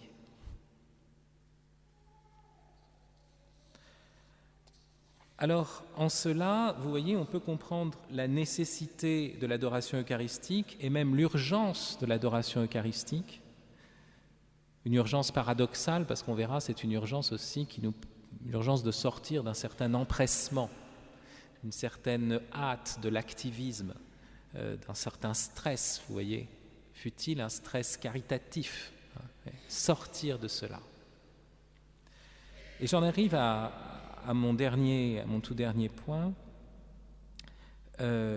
qui est subdivisé en d'autres points. Ça s'appelle ma troisième partie.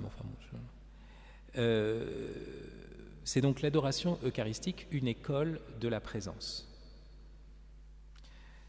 Et avant de détailler certains points, je voudrais dire une chose première, fondamentale, c'est que l'Eucharistie nous met dans une situation de présence objective de Dieu, de présence objective et extérieure de Dieu. Et ça, c'est extraordinaire, parce que ça nous fait sortir du vague de l'intériorité, ça nous fait sortir de nos états d'âme, d'un rapport qui serait simplement affectif, subjectif, psychologisant, sentimentalisant à la présence de Dieu. On pourrait croire que la présence de Dieu dépend de son état intérieur, vous voyez, si on le relie simplement à son état intérieur. Je vais bien, je le sens, ou je ne le sens pas. Ah, j'ai fait une bonne messe aujourd'hui.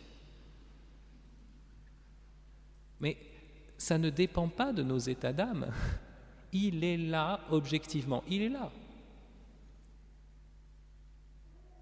C'était la grande découverte, vous savez, d'un grand adorateur qui était Pierre-Julien Aymar. Pierre-Julien Aymar avait tendance à être dans deux choses. D'une part, le service de Dieu comme service extérieur, il faut faire des choses pour les autres, il faut en faire plein. Et puis, l'autre chose, parfois aussi, se focaliser sur ses états d'âme. Vous voyez, je prends la température, est-ce que l'Esprit Saint est là ? Alors je sors le thermomètre de l'Esprit Saint. Alors vous trouvez ça parfois encore chez certains charismatiques, vous savez, est-ce que vous sentez la chaleur de l'Esprit ? Venez témoigner, vous sentez la chaleur et tout. Bon. Non, la question, c'est la réalité de cette présence, qui ne dépend pas de nos états d'âme, parce que vous voyez, si elle dépendait de nos états d'âme, vraiment Dieu serait ridicule. Un Dieu qui serait à la merci des caprices de notre psychologie. Oui. Et j'ai découvert un passage dans le journal de Pierre-Julien Aymar qui est vraiment, que j'ai trouvé vraiment extraordinaire. Je l'aime beaucoup parce que Pierre-Julien Aymar dit toujours qu'il est nul. C'est une de ses grandes spécialités de dire « j'ai fait n'importe quoi, je me suis égaré ». Et il dit « en fait, j'ai été absent. J'étais tout le temps absent à Dieu. Et puis il dit « mais quel est le point de référence ?» mais Dieu est présent et il est présent dans l'Eucharistie. Et tout se joue à partir de ce décentrement, et d'une vie qui est en réponse à cette présence, mais qui ne se préoccupe pas de ce qu'on sent. Est-ce que je sens, ce que je sens, ce que je fais, ce que je vois. Non, il est là. Je vous lis ce passage, c'est magnifique. Depuis longtemps, Jésus-Christ me poursuit en vain. Il m'a mis comme dans une prison afin de me forcer à le regarder, à lui parler. Il m'a tout arraché des mains. Vous savez, on a l'impression qu'il parle, c'est de l'adoration eucharistique. Vous avez la prison, les mains vides, rien, vous avez rien. Il m'a tout arraché des mains afin de me laisser tomber jusqu'à ses pieds, et toujours je m'accroche à quelques brins d'herbe pour ne pas me laisser tomber au fond de l'abîme de repos où m'attend le bon Jésus. Terrible, hein, on essaye de s'accrocher à nos petits trucs, parfois à notre petite prière, à notre petit... Même ça peut être une fuite. Je dis, vous savez, les prières mécaniques. J'ai fui, mais en m'égarant, j'ai saisi, mais des ombres. J'ai ambitionné, mais sans puissance. Enfin, ô mon Dieu, je tombe à vos pieds. Fecistinos atte et irrequietum est cor nostrum donec requiescat in te. Tu nous as fait pour toi, et notre cœur est sans repos tant qu'il ne repose en toi. Ma pensée dominante, désormais, sera mon Jésus au Saint-Sacrement. Extraordinaire, vous voyez, il parle de toute cette intériorité, de toutes ces démarches, de toutes ces... Vous voyez, et tout ça, bien sûr, est instable comme nous sommes instables. Tout ça est muable parce que nous sommes des êtres profondément changeants. Mais lui, il est toujours là, objectivement. Et c'est une extériorité, il est là pour moi, il est venu pour moi, il s'est donné pour moi, donc c'est objectivement, c'est une extériorité, mais c'est pour moi. Ici, on pourrait même trouver une certaine supériorité de l'adoration sur l'oraison. Malgré tout, sous un certain rapport, on doit dire que l'adoration est en vue de l'oraison. Si l'oraison, c'est vraiment ce rapport d'union intime à Dieu, où on lui parle, où on se tient en silence, voilà. Et ça peut se faire n'importe où, vous le savez bien. Bon. Mais la tentation toujours dans l'oraison, c'est de prendre sa température, de juger ses oraisons par rapport à ce qu'on sent, voire éventuellement par rapport à ce qu'on a lu dans tel ou tel traité, notamment Thérèse d'Avila, où on se dit, mais alors je suis à quel degré d'oraison, dans quelle demeure. Bon, c'est profondément ridicule, mais on est comme ça. Et donc, vous voyez, là, on pourrait rentrer dans ce rapport où finalement ça devient un débat entre soi et soi-même, où on se regarde en train d'aimer Dieu. Là, il est là, ça ne dépend absolument pas de nous. Dans l'adoration. Et il est là malgré nos absences. Et c'est pour ça que je vous disais, on s'assoupit, c'est bien, on s'assoupit. Pourquoi ne pas s'assoupir? Enfin, je veux dire, c'est pas grave. On doit bien sûr essayer de tenir en sa présence, de tenir comme les disciples au jardin des Oliviers, mais les disciples s'assoupissent aussi. Et pourquoi? Parce qu'il se joue quelque chose qui ne dépend pas entièrement d'eux, parce que Dieu est là, même si eux sont absents. Même s'ils sont nuls, il est là. C'est la chose dont nous devons avoir la foi. Et l'Eucharistie, la présence eucharistique du Seigneur, elle est là pour ça. Il est là malgré mes absences. Et si je dors, mon cœur veille. Vous voyez cette phrase de Cantique des Cantiques, je dors mais mon cœur veille.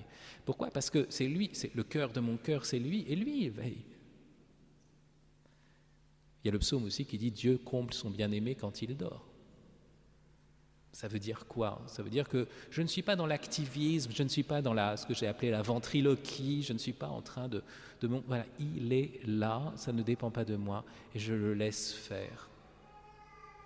Et si parfois mon esprit s'égare, c'est normal que je ne me mette pas en colère d'avoir eu cette distraction, parce que ma colère serait une distraction sur ma distraction, et puis que je ne me mette pas en colère de m'être mis en colère, puis en colère de la colère de m'être mis en colère. Vous voyez, c'est des trucs sans fin, ça. On laisse passer et on constate à nouveau, doucement, sa présence.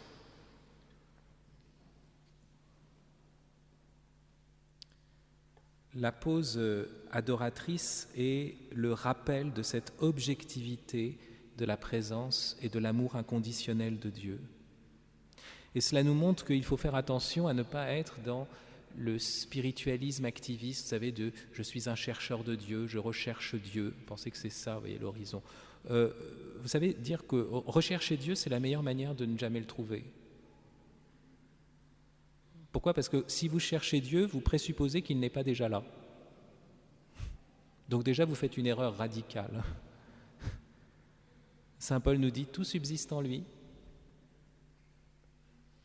Et puis, dans le Colossien, hein, et puis dans le discours à l'Aréopage, bien sûr, c'est en lui que nous avons la vie, le mouvement et l'être.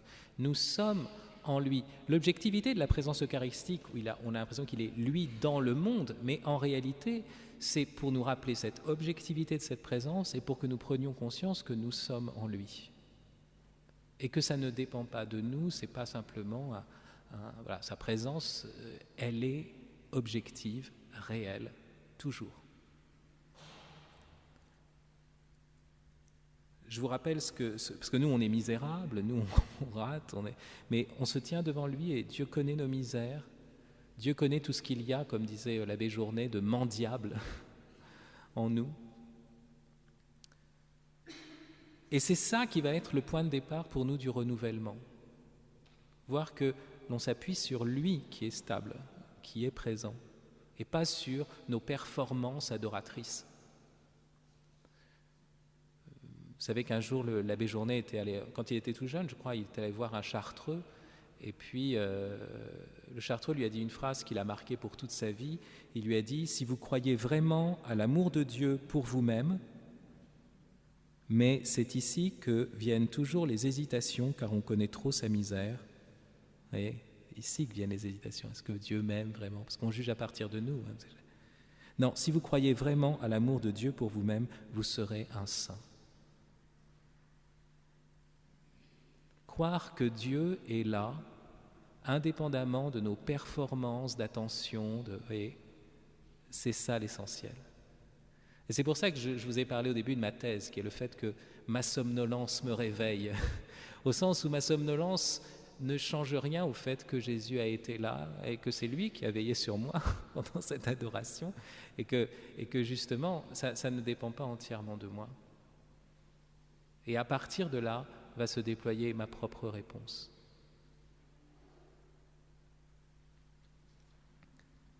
Être assuré que sa présence ne dépend pas des intermittences de notre cœur, ni de notre présence d'esprit, parce que nous sommes toujours par lui, avec lui et en lui.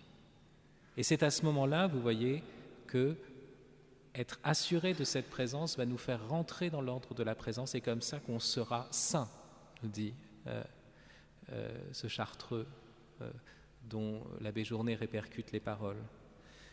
Et justement, souvent, je me suis dit, bon, qu'est-ce que c'est que la sainteté? Puisque vous savez, vous avez des grands mots comme ça qui servent toujours de mots ultimes, mais ces mots, généralement, on ne les pense pas eux-mêmes. Alors, à la fin, on vous dit, ouais, pour être saint, ou la sanctification, mais c'est quoi? Eh bien, je crois que c'est simplement être présent, être là. Et maintenant, je vais répondre donc aux objections que j'avais posées au tout début. À partir de ces remarques, je le ferai rapidement, brièvement, puisque je ne nous reste plus énormément de temps. La première chose, donc, c'est, vous voyez, l'enjeu pour nous, c'était de comprendre pourquoi, ou si vous voulez, le pourquoi ici, c'est pas un pourquoi dont on saisit la cause, c'est comprendre la convenance profonde, vous voyez, de la présence eucharistique et de l'adoration eucharistique pour la communion fraternelle. C'était ça mon sujet, je vous rappelle. Et montrer qu'il n'y a pas de concurrence. Et la première chose, vous voyez, c'est que justement, on va s'arracher, l'adoration eucharistique nous arrache à la fascination des apparences brillantes, monnayables, vous voyez, fascinantes donc, pour nous faire entrer, au contraire, dans l'écoute de la présence. On entre dans un autre rapport à l'être. Notre regard se convertit, notre oreille aussi change sa manière d'entendre. La première remarque, c'est que, vous voyez, contrairement à ce que je disais, il faudrait qu'un signe pour entrer en communion avec les autres. C'était la remarque que faisaient les protestants. L'essentiel, c'est la communion, c'est pas la présence réelle du Christ, au sens où il serait substantiellement, extérieurement là. Oui, mais il faut qu'on passe physiquement, concrètement par lui pour que cette communion soit réelle. Et quand on comprend la réalité de sa présence, la substantialité de sa présence, on découvre des choses extraordinaires. Par exemple, le fait même qu'il ait pris ces pauvres espèces du froment. Froment, l'eau, le pain. Bon. Ça veut dire que ça engage un autre rapport au cosmos pour nous. Parce que vous remarquerez que Dieu a voulu se donner à nous par des espèces comestibles pour qu'il y ait cette intimité, ce baiser mystique de la communion, ce contact physique et mystique de la communion. Mais en même temps, ce pain, il vient, vous savez, de la terre, du travail des hommes, comme on le dit. Et donc, ça veut dire qu'on doit avoir, dès lors, à partir de là, une attention spéciale à toute la création. Comprendre que c'est un Dieu qui a pris ces apparences-là, ça change complètement nos rapports. Vous voyez, ça veut dire que si vous avez un champ de blé, vous n'allez pas le cultiver n'importe comment, si vous comprenez ça. D'une certaine façon, hein, l'Eucharistie exige un certain rapport écologique à l'univers, vous voyez. Parce que sinon, ça ne marche plus. J'ai interrogé des gens là-dessus, par exemple, parce que je me souvenais que certains rois choisissaient eux-mêmes les épis de blé et les grains de blé pour faire l'hostie, et que les moines les préparaient avec des gants blancs en faisant des prières. Bon, alors je suis allé chez les fabricants d'hosties, hein, qui maintenant sont dans des communautés religieuses, elles ont des machines, des raisons de quantité, paraît-il, etc. Mais la question, c'est qu'est-ce qu'on choisit comme froment ? Est-ce qu'on ne doit pas choisir le meilleur des froments ? Est-ce qu'on ne doit pas veiller à ce que ce ne soit pas un froment transgénique, qu'il n'y ait pas de pesticides dedans, qu'il n'y ait pas de... Vous voyez, parce qu'on doit donner quand même le meilleur. Et donc il y a quelque chose là. Être conscient que Dieu se donne sous ces espèces va impliquer tout un rapport à l'économie et à l'écologie qui va se transformer, si on est vraiment conscient, si on a cette prise de conscience. La deuxième chose, c'est que l'hostie, elle est présente dans le monde, mais en fait, ce qui est présent, c'est aussi la divinité de Christ qui elle-même est créatrice du monde, de sorte que le monde entier est présent en lui. Vous savez bien, on dit souvent à des personnes qui ont perdu un proche qu'ils aimaient, vous allez à l'Eucharistie, votre proche est présent, d'une certaine façon, à l'hostie elle-même. Mais d'un contact, d'une réalité physique, si vous voulez. Puisque la divinité, vous voyez, voilà, elle est créatrice de cette personne qu'on aime. Donc, alors ça, c'est bien, c'est beau, c'est la partie romantique, si vous voulez, de l'exhortation. Mais il faut penser aussi que notre pire ennemi est présent aussi. Le type qu'on ne veut pas voir, il est là. On a tout fait pour le fuir, il est là. Il faut en prendre conscience aussi de ça. Sinon, cette halte aura été peut-être une fuite. Mais attention, qu'est-ce qui est présent dans l'hostie ? Si c'est Dieu, c'est aussi le sauveur de mon pire ennemi, de celui que je déteste. Alors ça veut dire que quand j'adore, oui, par ricochet, ça doit rejaillir au moins sur celui qui m'est spécialement antipathique ou que je croyais devoir détester. Donc vous voyez bien qu'il n'y a pas de concurrence entre la présence eucharistique et la présence des créatures, mais une préparation. C'est une salle d'entraînement, l'adoration eucharistique. D'ailleurs, vous savez que le mot ascèse veut dire entraînement en grec, c'est le training. C'est vraiment le lieu de l'entraînement, de la conversion du regard. Sans doute que s'il n'y avait pas eu le péché originel, s'il n'y avait pas notre orgueil, peut-être que la présence de grâce, la présence d'immensité aurait suffi. Mais aujourd'hui, dans la situation de notre humanité, et spécialement sous le déferlement des images, des apparences captivantes, il faut cela. Il faut l'adoration eucharistique. Il faut apprendre qu'il y a sous les apparences plus que ce que nous voyons, et sur les apparences les plus pauvres. Il faut comprendre que, parce que vous comprenez, Dieu choisit de se présenter à nous sous des apparences décevantes. C'est décevant, reconnaissons-le. Mais justement, c'est ça qui est fort. Parce que ça veut dire que l'on va aimer, l'on va contempler par-delà la déception. Sous le pain, c'est le Fils de Dieu par nature. Et à partir de là, je peux comprendre, sous la sale gueule, c'est le Fils de Dieu par adoption. voyez, cette école de la présence. On comprend maintenant, c'était la deuxième remarque, que l'hypocrisie de Jésus est ce qui nous pousse à la charité. Vous avez parlé de cette hypocrisie de Jésus, le fait qu'il paraît pour autre que ce qu'il est, ce qui se joue dans la présence eucharistique. Mais justement, c'est pour que nous soyons sûrs qu'il ne faut pas juger sur les apparences. Ce devant quoi je me prosterne, c'est celui qui veut se jeter dans la gueule qui m'est le plus antipathique. Et donc forcément, vous voyez, j'entre dans une relation, dans une polarisation, moi aussi, avec n'importe qui. Vous voyez, même s'il veut aller dans sa bouche. Et pourtant, moi, j'ai passé du temps à l'adorer. Donc imaginez quelle attention, quel soin je dois avoir à l'égard de n'importe quel type, n'importe quel pauvre type.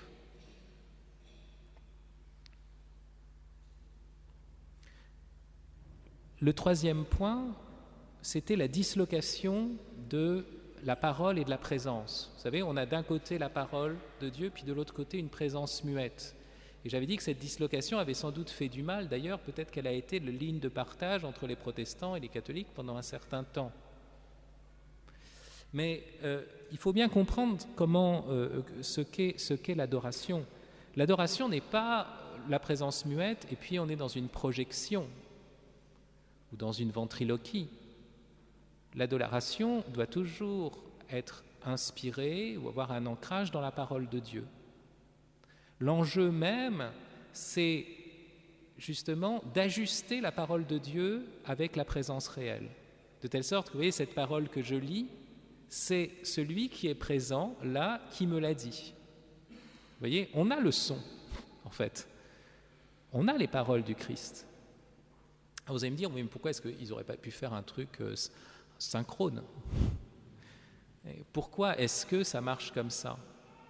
C'est pas moi qui dis ça, d'ailleurs c'est Jean-Luc Marion, donc un grand philosophe catholique, qui insiste sur ce que lui a apporté l'adoration eucharistique. Il parle d'ailleurs beaucoup de cette objectivité, mais il parle aussi de cet ajustement des paroles lues et de la présence réelle. Et la question qu'on pourrait se poser, bon, ça c'est après une déduction que je fais, c'est de dire pourquoi est-ce que Jésus ne nous parle pas directement ? Parce qu'il veut que cela passe par nous. Parce qu'il veut que nous fassions cette relation entre sa présence et sa parole nous-mêmes, pour que nous ne soyons pas passifs et que nous-mêmes nous soyons appropriés à la parole de Dieu. Et pour que nous-mêmes, vous voyez, nous épousions cette parole, nous la réchauffions dans notre cœur et nous l'annoncions aux autres. Enfin, dernier point, j'avais parlé de l'ennui, du temps perdu. Pourquoi ne pas se livrer à des activités caritatives ? Le temps que vous prenez à l'adoration eucharistique, c'est du temps que vous ne prenez pas pour l'amour du pauvre. Alors on se dit, oui, mais c'est un temps quand même où on prie pour toute l'humanité. Oui, mais enfin, vous pouvez prier en faisant autre chose, en distribuant des soupes, Pourquoi là ? Bien sûr qu'on parle à Dieu dans l'Eucharistie, mais on peut lui parler à n'importe quel... Vous voyez, ça ne dépend pas de l'adoration eucharistique. Il se joue quelque chose, on dit, mais ça a l'air creux, ça a l'air vide. Pourquoi on ne remplirait pas ce temps par des choses visibles, bien nettes ? D'abord, pour nous apprendre une chose très importante, c'est que l'humanitaire ne suffit pas et que l'humanitaire risque toujours de nous faire passer à côté de l'humain.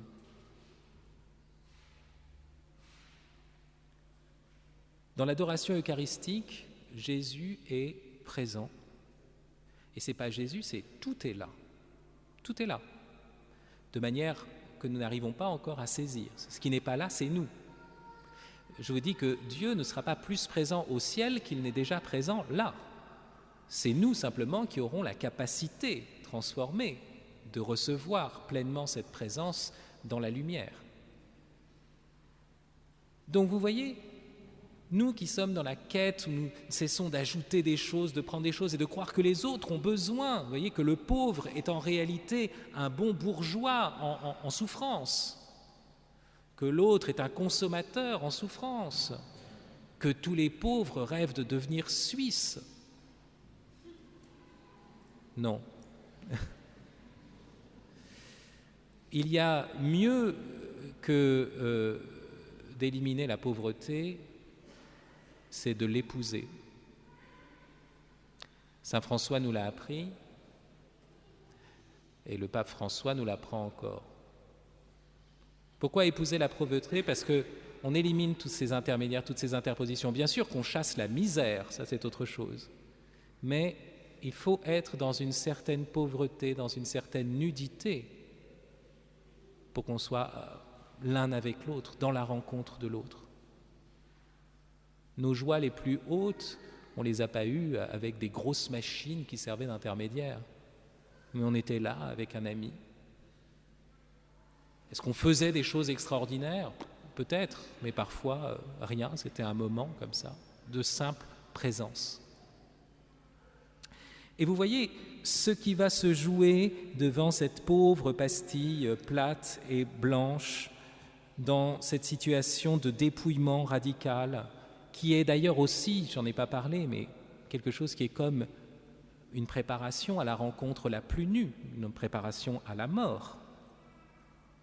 Mais ce qui se joue là, c'est de comprendre que la sainteté, ça n'est pas d'abord de faire des choses pour autrui, ça n'est pas de sentir des choses divines, mais c'est d'être là, d'être avec l'autre, simplement, silencieusement. Et cela, c'est l'adoration qui en est l'école la plus profonde.